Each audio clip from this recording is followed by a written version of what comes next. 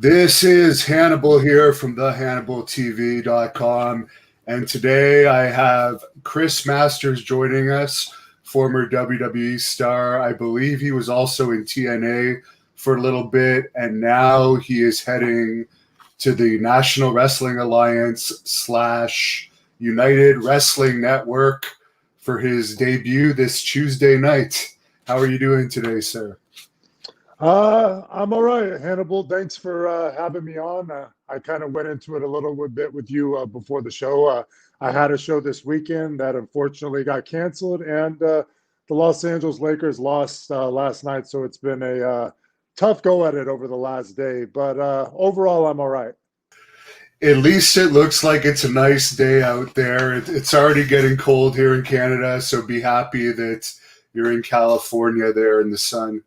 Oh, well, I think I told you I spent a good 3 years in Toronto and I moved back to LA about a year ago. So believe me, I know what you mean, man.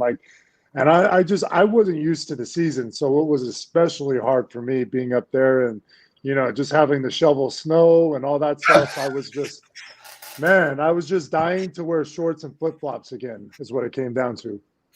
Your traps are looking as big as ever. What have you been doing for your traps lately? Oh man, just shrugs, man. If you're serious, man, just shrugs, different variations of shrugs, dumbbell shrugs and machine shrugs. But I mean, I think you know how it is. There's some body parts that genetically kind of you just have, and like even before I started working out, I kind of had some traps on me. I was really skinny, but it was like the first muscle I kind of developed. So I think it's more kind of a genetic thing for me. But upright rows and shrugs, man. That's it. It seems like calves and traps are like the two body parts that someone either has or they don't in bodybuilding. Oh yeah, and it's funny you say that because while I have decent traps, my calves are terrible. And I could train them harder. I guess I try to put the effort in, but it just feels like, I got small joints down there and they're hard to build for me, if not like impossible. Like I've tried at various points to really emphasize them and it just doesn't happen, man. It doesn't happen for me. So for the fans watching this, the link to that NWA pay-per-view is in the description. It's also at thehannibaltv.com if you guys want to buy this pay-per-view on Tuesday night. How did you get involved with this United Wrestling Network? Who are you wrestling, and is this going to be a recurring thing, you appearing on these Tuesday night pay-per-views?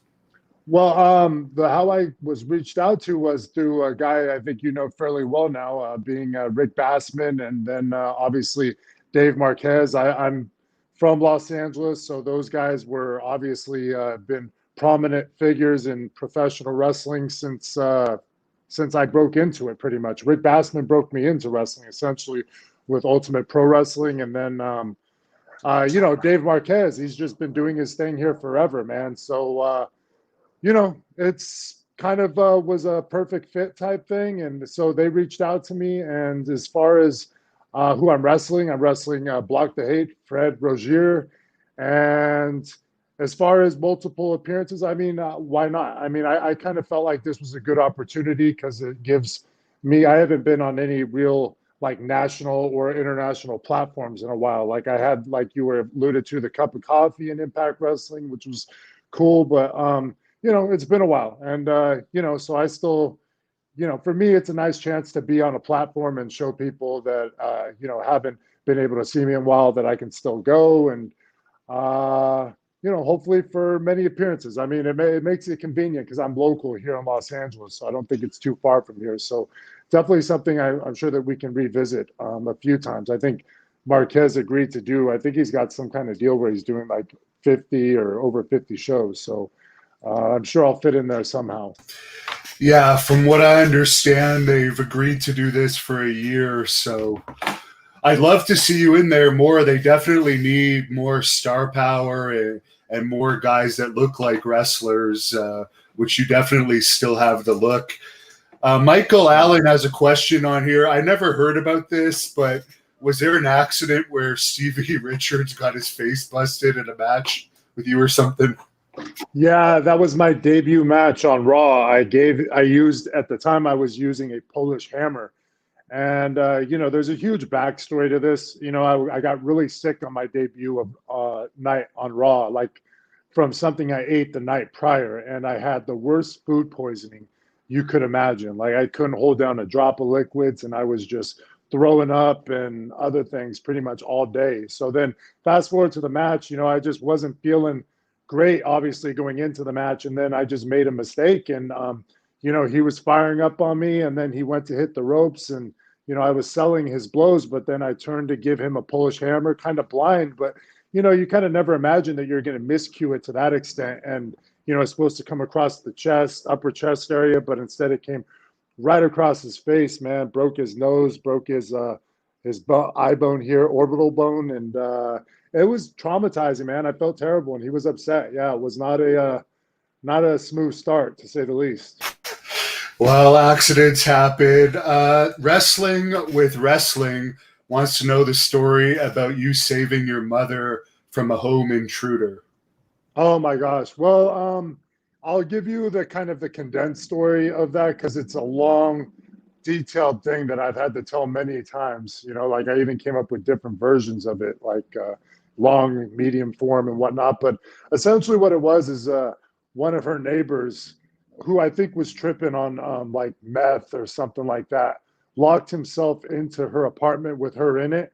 And then, he was just tripping. So, and he started like barricading the door. And I had gotten word that something was going on over there, and my mom didn't pick up the phone. So I got there and I realized I was locked out, and I heard him through the door, and he was just talking madness. He wasn't making any sense. So, I got worried, but I kind of figured I might not be able to get in the house. Like I thought about kicking the door open, but, I was looking at the situation, and, I know a lot of people are thinking, oh, you're a big pro wrestler, but I just didn't think I was going to be able to get the door down. It's a really strong door, and not to mention it was barricaded, which I don't even think I knew.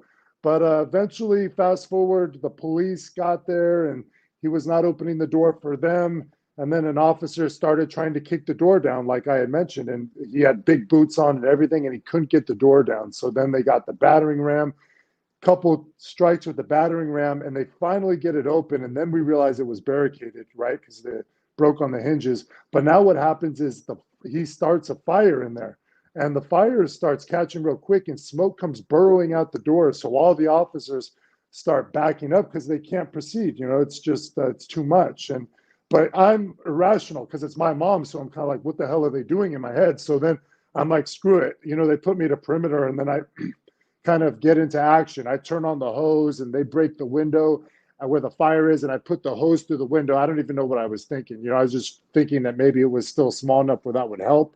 And then I come around to the other side, and I remembered she's in her bedroom, which is right next to the front door where the smoke was coming out. And so what I did is I told them she was in that room. She's in that room. But the only problem is there was a big tree blocking her windows. So basically, the way they tell the story is, or at least they did, was that I uprooted the tree. But in reality, what I did is I like kind of like waist locked the tree and like tackled it down to the ground, which cleared the windows.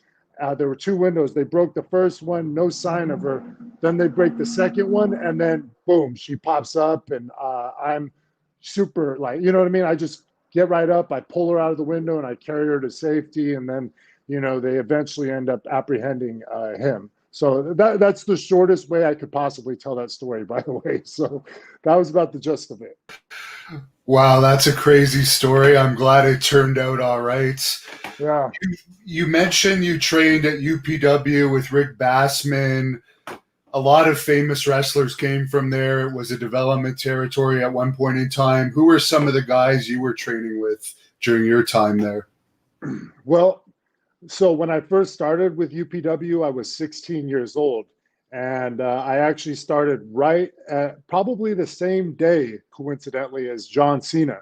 And I started my training there. I probably trained for a good 2, maybe 3, at the most 4 months.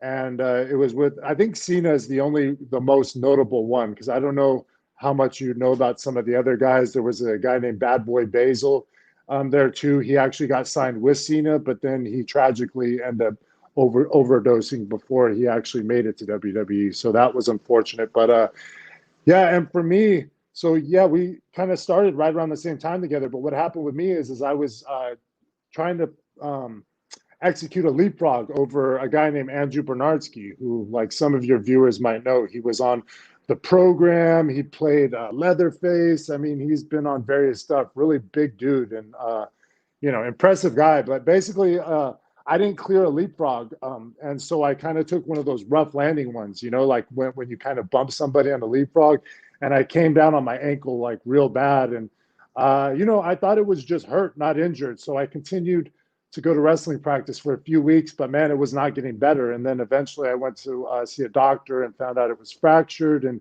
had to have surgery, had to have it scoped. And then I just kind of realized that, after seeing guys like Basil and Cena, I realized, like, okay, I could train at 16, but like I'm way too young. I got a lot more work to do on myself and maturing to do. So, and I saw also the way they looked, and like I was starting to build myself up, but I'd only been working out for like a year or two. So I kind of just, after I got hurt, I just decided, okay, I'm going to put that aside for a year, maybe 2 years, and I'm going to focus on like getting in the best shape possible and taking bodybuilding on as a hobby.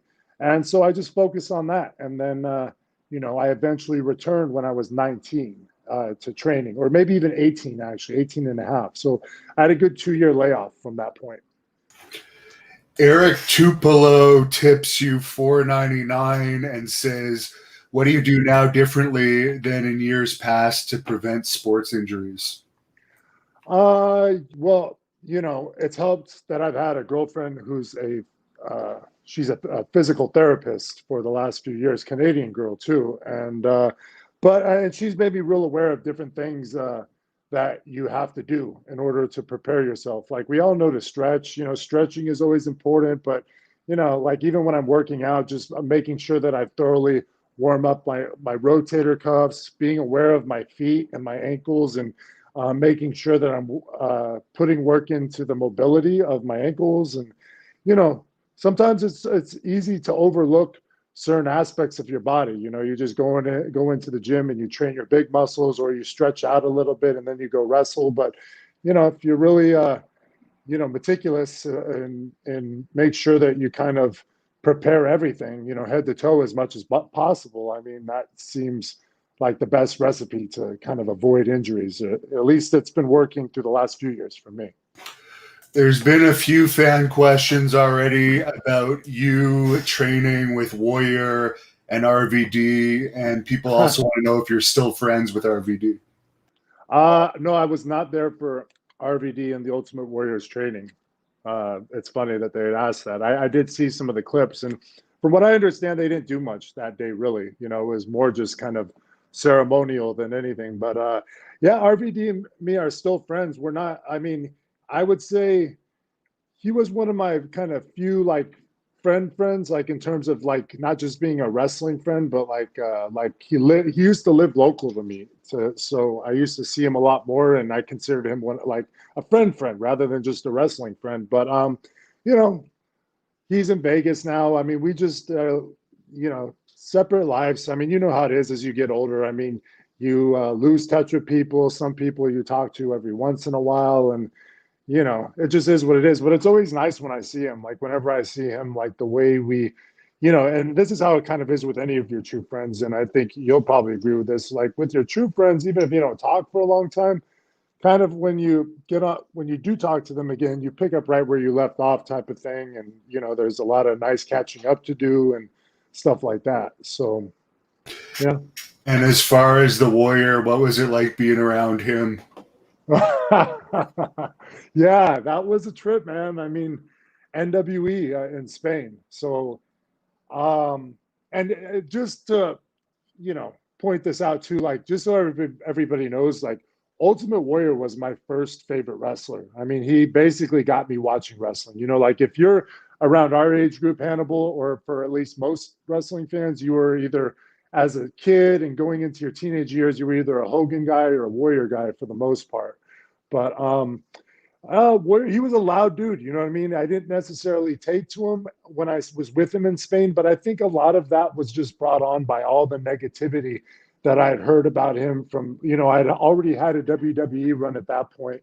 And so, all you hear going into like your first encounter with him is all these horror stories and what a horrible guy he was. And just nothing really positive from anybody in the business. But I kind of regret it because I feel like I brought a lot of that in when I met him, and I kind of like judged him or just automatically thought he was a dick, rather than really forming my own opinion and maybe making the effort at least to like get to know him and talk to him a little bit. So you know, he seemed, he just seemed like a very different personality than me. You know what I mean? He's the type of guy when he walks in the room, he's very warrior-esque. He's very loud. He's got those conservative values, which can be a little off-putting to me. You know what I mean? When I don't know. I just seems like oil and water type thing. But I wish I would have got into like, you know, maybe even hang out or work out with him a little more, especially after he passed. It just felt like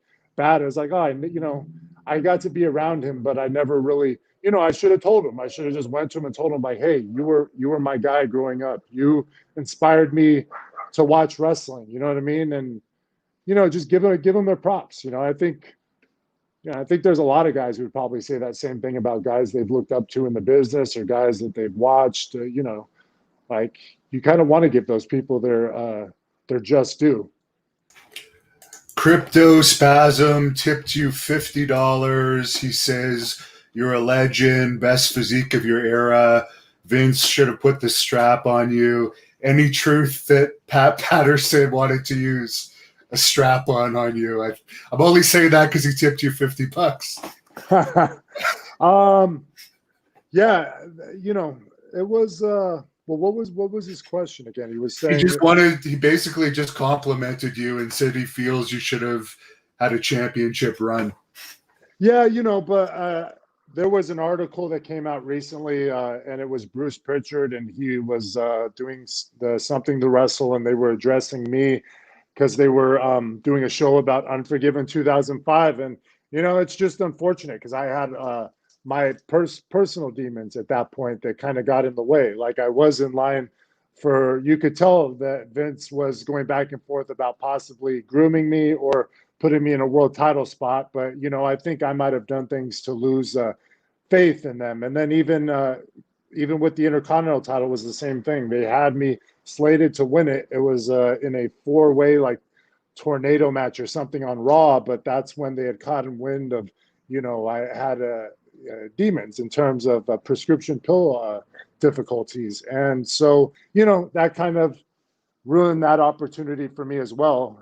And yeah, I mean, I had opportunity even with the tag belts. Carlito and me were actually supposed to win the tag belts at that WrestleMania 21. That was how it was originally slated, but the decision was switched just the day before, which is why, in wrestling, as again, you probably know, you learn in wrestling to not count on anything you hear or what's said until it actually happens. So that's kind of one big lesson from pro wrestling that you'll learn time and time again. Are you surprised that they're giving this Lars Sullivan guy another chance, being that it came out he's a gay porn star and then he made comments about gays that were anti-gay comments before, and he seems to be injury prone as well, but he looks like he's getting another shot? It's funny you say that because, I feel like I would have had no idea that he was getting another shot, but I was scrolling through Instagram and I saw a video or a clip of him making an entrance. And then I think I started realizing, like at first I thought it was old, but then I think I saw virtual fans in the background. And then like it started dawning on me that, oh yeah, oh my gosh, they just gave this guy another shot. Like this has to be new.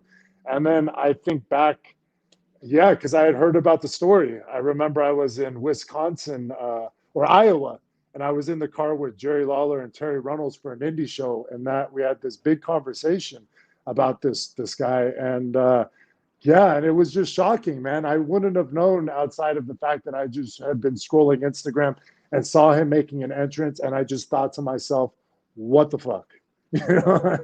Am I not supposed to curse on here? Is that going to demonetize this? No.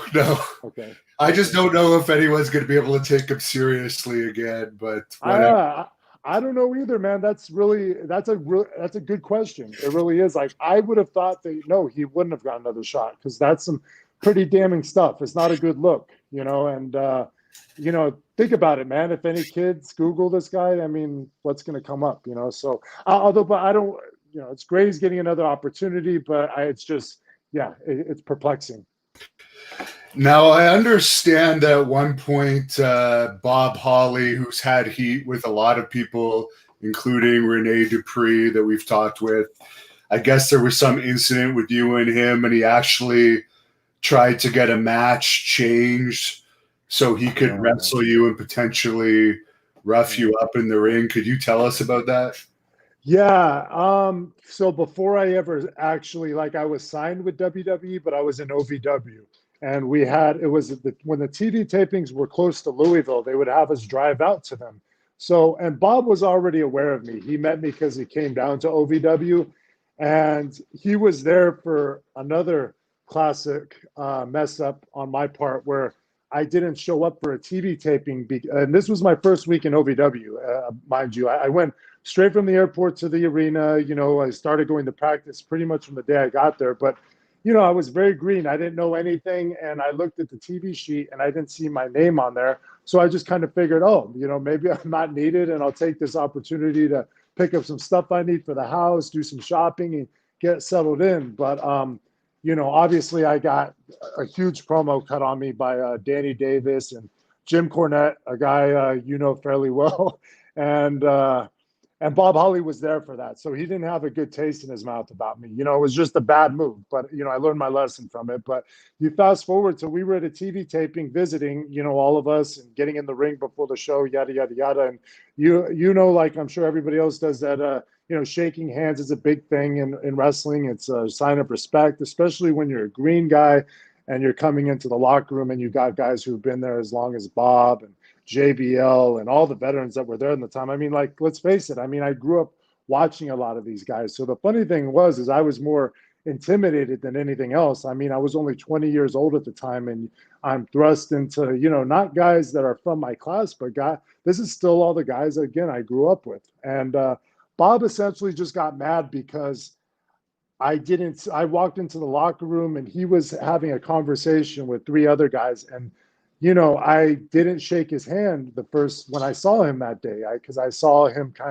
or I barely did see him, but he was like crowded with three other guys and I didn't want to interrupt. So I just kind of went to my bag and, Bob really took that as a sign of disrespect. Like I was like shunning him, or I purposely didn't go to greet him, and he was upset. And in his mind too, is like, oh, this is that same punk kid that didn't show up for the OVW TV taping. Now he's disrespecting me, and who does he, and a lot of guys were just kind of like, they couldn't understand, like at 20 years old for the size I had and everything, there was a lot of, it got me a lot of heat just coming in, you know what I mean? Because, I think a lot of people knew I was going to get a push and all that stuff. So, I was kind of a heat magnet in terms of just that. And then some of my actions brought it on, learning the business, learning the etiquette of the business was still something I was learning in Louisville, which was a great place for that. You know what I mean? It was like, going into a different generation of wrestling with, Rip Rogers and Jim Cornette and those guys. I mean, they still find you if you were a baby face and a heel went out to eat outside of training and stuff, you would get fined if you got caught. So, I mean, they still, respected kind of protecting the business. And yeah, but Bob was mad and he was supposed to wrestle Carlito that night. And yeah, he went out of his way to try to change the match so he could rough me up. And, but they didn't switch it. So I could have taken it though, honestly, like, I don't mind physicality. I mean, I would have been intimidated because of how young I was to the business. And again, like even with Bob Holly, I probably was watching him since I was like 10 years old. So, I mean, the last thing I was trying to do was disrespect anybody, really. Lori tips you $5, and I already know the answer to this one, but was there any heat between you and Carlito at the time of your split as a tag team? I'm pretty sure you guys are close friends. There was never any serious heat between Carly and me. Like we've had like a couple little instances where I've gotten annoyed with him, but and like almost felt like I wanted to fight him, but like every time that's happened with him, he's just such a funny dude that it de-escalates very quickly, and then I realize I could never do anything to harm that guy. But yeah, he's one of my closest buds. No, like we I don't know if we were when we first started in WWE, it just kind of grew into that. You know what I mean? I think we were already traveling together, and then once he came over to Raw from SmackDown, it was us along with somebody else. And then eventually they just kind of put us together. And from what I understand, it was being with Carly was good for me because it was somebody to help season me. Him being a second generation wrestler, and I needed it was good for me to have a guy around like that who was just so comfortable and knew the business so well, and was there was some great stuff between us. Whenever we look back on it, we kind of wish they would have left us together a little while longer, because if you remember, they were kind of in a rush to after WrestleMania to turn Carly babyface, and they kept me as heel, and Carly still had a lot of good heel run in him at that point. So it is what it is. Can't change the past. What happened with that plane match between CM Punk and Carlito? Did Carlito get the best of Punk in that one? Oh man, I think you're talking about on one of the Tribute to the Troops show. All I remember about that fight was, everybody got hammered on those. Like those were some of the wildest stuff that I encountered in the wrestling business. Was the trip over to the Middle East for the Tribute to the Troop shows, because it was the only time I've seen Vince like really let his hair down and get like buck wild, man. Like seriously, like drinking and instigating fights. A lot of that was on Vince. I think Vince was trying. You never know with Vince, right? Like Vince was trying to peer pressure CM Punk into having a drink, and I wouldn't really know what to do either if I was CM Punk, because part of me, maybe Vince is testing him to see if he can get CM Punk to break his will, and then that'll make Vince lose respect for him, or whatever. You know what I'm saying? But and then eventually, so CM Punk wouldn't drink, and then eventually it turned into it went from CM Punk drinking to now, hey, if you're such a shooter, CM Punk, how about you take on? I think it was first Shelton Benjamin, and then after that, it was Carly, because Carly would not shoot flirt, but kind of mess with Maria and flirt with her. And I'm pretty sure CM Punk and Maria were together again at the time, or were together at that point. So I think kind of the boys really kind of instigated that, because we knew that CM was kind of annoyed with Carlito, trying to mess with him and trying to, I guess, kind of, again, work flirt with Maria, not shoot flirt with her. So, but I don't even remember what happened. I mean, I think Carly, nothing happened with Carly and CM, but I think Shelton and CM actually grappled a little bit. But I mean, that's no competition for Shelton. And Shelton's top level wrestler in the world, as everybody knows. So, but it was wild. Yeah, I was just curious if there was a fight that CM Punk ever won. But maybe Carlito would have had the size disadvantage there, but I know those Puerto Ricans are pretty feisty, so you never know. There's a few fans on here that want to know if JBL ever tried to bully you.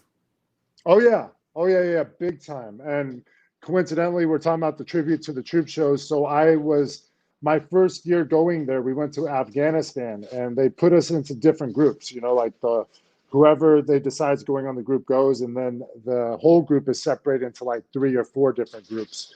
So in my group, I had Mick Foley, Trish Stratus, Carlito, JBL, and there might be somebody. Oh, like Fit Finley was with us. And man, JBL just tortured me the whole trip. I mean, he really, just bullied me and trash talked me, and like really just was all up in my head. And yeah, it was difficult. It was difficult because again, at this point, I'm 20 years old at this point, and I'm getting angry with him, and I want to do something, but like I'm also like, when is the right point to do something? You know what I mean? This is a veteran. He's been with the company, I think, at that point for like a decade, and like, when is it a point where I need to like do something? And would that be frowned upon, or would that be respected? And and when is that point? And, I never obviously did anything. It really what it comes down to with a lot of those guys that you're talking about, like you talked about Bob and JBL. And, if you were a young guy coming up in that time, they would mind fuck you and they would work the deep mind fuck and they would try to get you second guessing yourself and to lose your confidence. And, a lot of it to them, I think, was just, well, I don't know if it was necessarily even that they were trying to screw you over. It was just, they felt it was their job to test you and make sure that, you got the right goods or that you got thick enough skin. But, who knows? Maybe it was because they just wanted to fuck guys over. I don't know. I can't tell you that. You know what I mean? Boxing legend 2011 wants to know if it's true you and Randy Orton would bang a lot of chicks on the road. I wouldn't say that, man. Like Randy, the whole time I was with him, he was married to Samantha, and like he's actually one of those guys where he wasn't out slutting himself around as much as you'd think or anything like that. Like when I've seen him, and he's in a relationship, and granted we have had our fun nights and stuff when we traveled, but he wasn't that type of guy. He wasn't trying to look for a different woman every night or anything like that. He was pretty dead set on he had his demons, as did I. You know what I mean? Like we had our bad habits and whatnot, but it wasn't as much trying to hook up with a different girl in every city. I mean, like when I first started traveling with him, he was in his relationship with Samantha, and then I was also in a relationship and actually engaged at that point. So I mean, we were trying to mind our manners. And as far as John Cena, did he kind of watch your back being a Rick Bassman guy, or was there any competition between you two once you made it up to the main roster? No, he did not watch out for. We just never like really clicked for whatever reason. It was always odd. I don't know if it's him being like me being a West Coast guy and him being a kind of a Northeast type dude. I don't know. It just he didn't really look out for me. I don't think he was ever particularly fond of me. I don't know if he questioned my work ethic or what it was, or if there was some kind of issue. But we just kind of never got along. Like when I worked with him in WWE in my first run, it was very difficult for me to work with him. And it's hard to say that because he's like the top guy, especially at that point. But like when I would work with him, he had such little faith in me that he would want to call my offense for me. So I'd be getting heat on him and he would tell me what the next strike is. And like to me, man, like I had just come off working with Shawn Michaels and he had no issues with how I was working. So I couldn't understand like and our matches turned out well. And Shawn even stuck up for me a few times because John Cena would try to bury me. And Sean would be like, well, I had no problems working with him, which felt real good for me. Cause when I worked with Cena, it just, there was always some kind of issue. And as you know, Hannibal, I mean, it'd be difficult for you to work as a heel and have somebody calling your offense to you. Like as a heel, you need to have, it's the babyface's job just to react to what you do and sell. It's not his job to call your offense because what's going to happen there is I might be committing to do something and you're throwing me off my rhythm type thing. So, yeah, we just, never that close really. That's it. Beater Car tipped you $5, and he's wondering your honest opinion of Triple H and the McMahons. They're different, man. Like, I don't know, like they're, with Vince, you can just tell that, he, very what's the right word for it? Like him and like Donald Trump remind me of each other. These are guys who like they're all about power. They live different lives than the rest of us. It's just it can be cold sometimes. It can be it's very business, but you know they are World Wrestling Entertainment at this point, and I don't see, it looks to me like Vince will continue to run WWE as long as he's probably breathing. You know what I mean? Like, I don't think he's ever going to step away. But, I mean, it looks like Triple H and Stephanie will end up taking over WWE. And, I can't tell you whose hands it would be better in, so it is what it is, But I loved working at WWE. It was a great experience, you know, like it had its ups and downs, and it was really cool to inevitably work with guys like Triple H and some of those guys and Ric Flair and all that. That was definitely a highlight. How was working with the Undertaker? I don't know if you ever wrestled him, but I'm sure you had backstage interactions with him. Yeah, when Undertaker was around, which for me early on wasn't too often because he was SmackDown and I was Raw. Every once in a while we'd have a joint show, but it was funny just because I noticed anytime Undertaker was there, especially later on, because when I came back to WWE, there was a whole new kind of crop of guys that even started after me. There was a new generation of guys, and like Undertaker just commands so much respect that when he's at the arena, it's almost like having the principal, in town. Like everybody's sitting by the monitor with their hands folded and paying attention to the monitor and minding their P's and Q's and, on their best behavior type thing. Cause it was just like, yeah, it was like, he was definitively the locker room leader of locker room leaders. And in terms of working with him, the most I got to work with him was in overseas. There was a tour where I got to work. I was very fortunate to work some tag matches where I teamed up with Fit Finlay against Undertaker and Kane. And it was a blast. I mean, it's just, to me, I always remember what a trip it was watching him get into character and watching that moment before he walks, like when he's transitioning from Mark Calloway into The Undertaker. And it all happens, he puts his stuff on. And then there's this walk that starts way before he even goes out the curtain.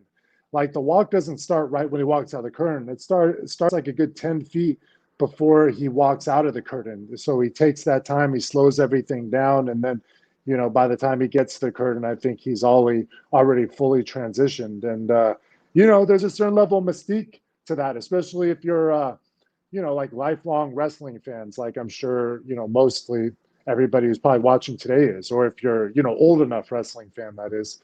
So, very cool, man. Very fun experience. And I mean, those guys are just the easiest to work, because, when you're working guys like Shawn Michaels and The Undertaker, it's like you already kind of know everything they do just from all the times you've watched them, and you're just kind of having fun, kind of being there for the ride for a lot of the stuff you've watched, like Undertaker grabbing you and, chugging you into the corner and that type of stuff. But yeah, that's it. Just a couple more tip questions here. You already kind of answered this. Was Shawn Michaels good to you or a jerk? It sounds like he was pretty good to you.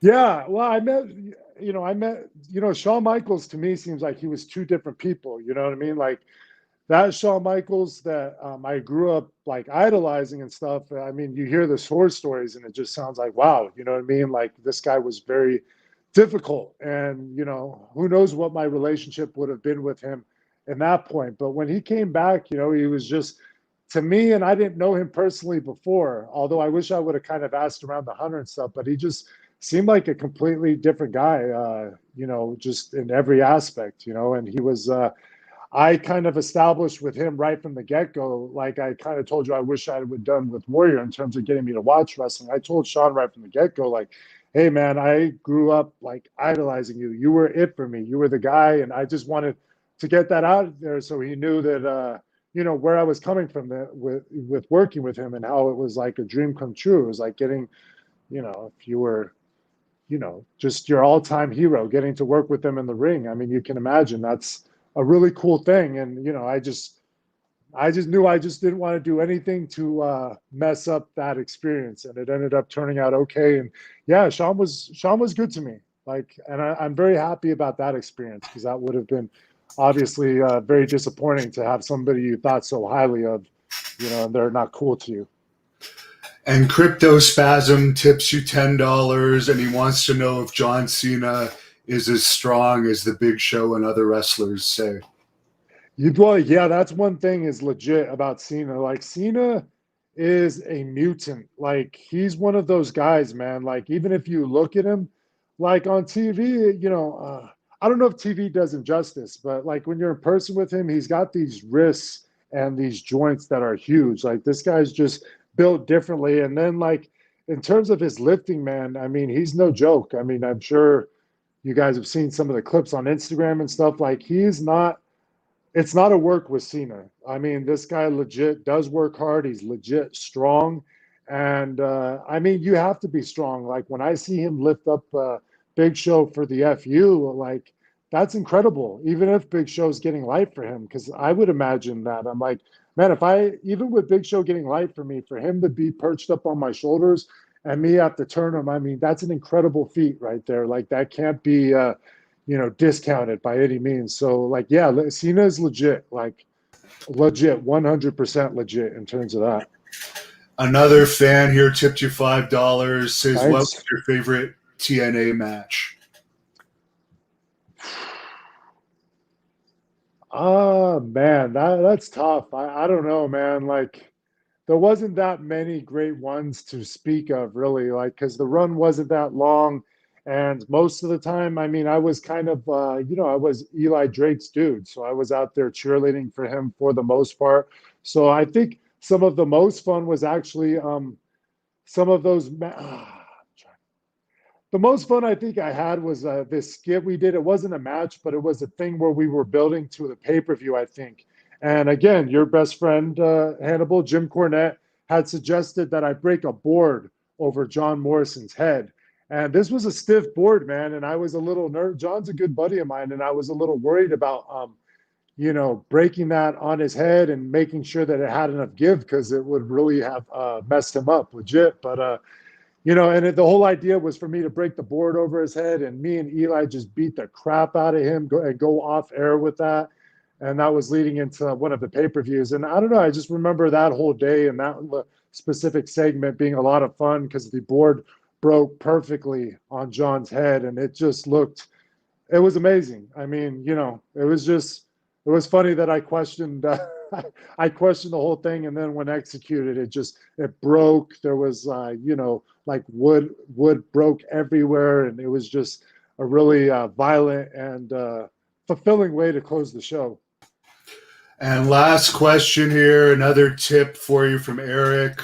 What's Thanks. next after wrestling career wise? I don't think your career's over. You're wrestling Tuesday nights on the NWA pay per view. You guys can order it. The link's in the description or at thehannibaltv.com, but I'll let you answer the question.